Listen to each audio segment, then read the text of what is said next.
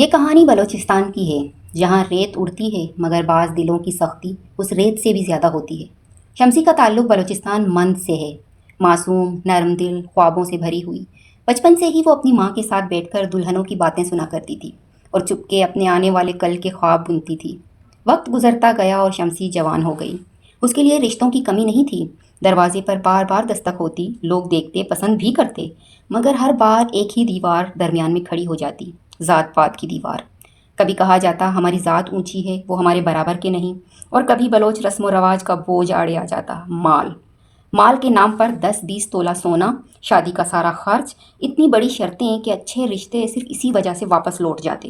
شمسی خاموشی سے سب سہتی رہی، ہر بار ایک امید ٹوٹتی، مگر وہ کچھ نہ کہتی۔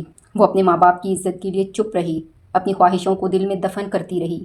سال گزرتے گئے، لوگوں کی باتیں بدل گئیں۔ پہلے کہتے تھے ابھی عمر ہے، پھر کہنے لگے اب مشکل ہے۔ دیکھتے ہی دیکھتے شمسی کی جوانی ڈھل گئی۔ اس کے بعد سیاہ بالوں میں سفیدی اتر آئی۔ اب دروازہ خاموش ہے، کوئی دستک نہیں ہوتی، کوئی رشتہ نہیں آتا۔ اس کی آنکھوں میں آج بھی کبھی کبھی وہی پرانے خواب جھلک جاتے، مگر اب ان خوابوں میں چمک نہیں، صرف ایک خاموش سوال ہے۔ وہ قصوروار نہ تھی، قصور تو ان رسموں کا تھا، جو ان جھوٹی اناؤں کا تھا، اس سوچ کا تھا جس نے ایک معصوم لڑکی کو تنہائی کے حوالے کر دیا۔ اس نے خواب دیکھنا چھوڑ دیا، اس کی بالوں میں چاندی لانے والے اس کے اپنے نکلے۔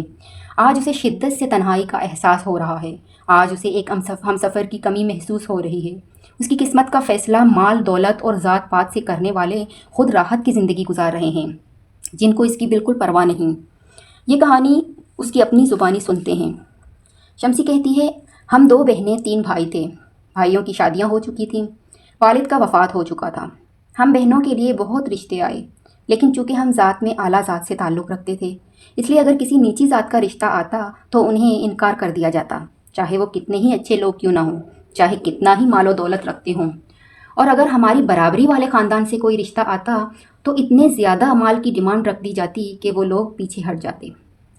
یہاں میں یہ بتانا چاہوں گی کہ ہمارے بلوچوں میں لڑکے والوں کو سب کچھ دینا ہوتا ہے، لڑکی والوں کو کچھ نہیں دینا ہوتا، مثلاً سونا، حق مہر، اچھا خاصا، شادی کے تمام اخراجات وغیرہ۔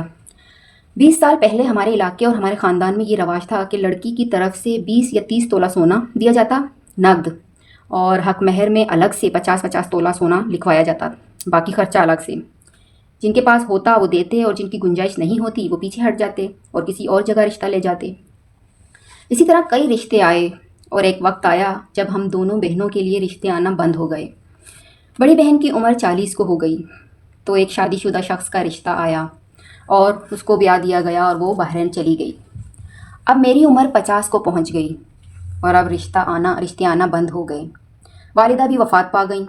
بھائی اپنی زندگیوں میں ایسے مگن ہو گئے کہ کبھی کسی کو یہ یاد ہی نہیں رہا کہ میری شادی نہ کر کے ہم نے اچھا نہیں کیا۔